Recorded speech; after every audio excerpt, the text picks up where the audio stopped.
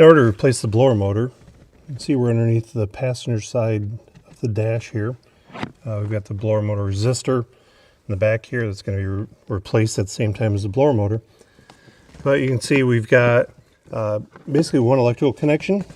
So I'll use a pick here to release the lock for it and get it unplugged.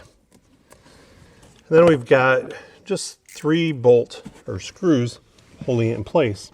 So I'm going to take my 1/4-inch ratchet with a 5.5 millimeter socket and remove the 3 screws holding it in place.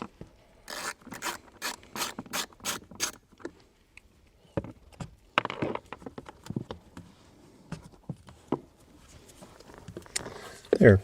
Now with the 3rd screw removed, we can lower the unit out of the housing and set it off to the side. Now we're going to do some inspection while we're in here. Make sure that there's not a mouse nest or any other debris inside of there. Make sure everything looks relatively clean because we don't want to be killing our new blower motor.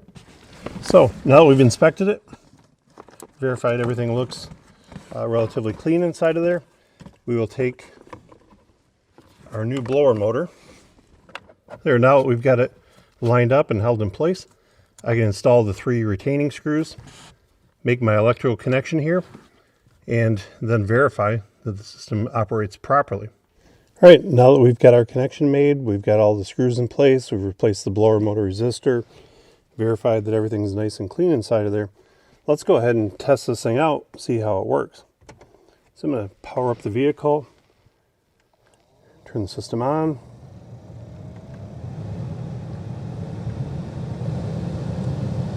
So we run it through the various fan ranges here.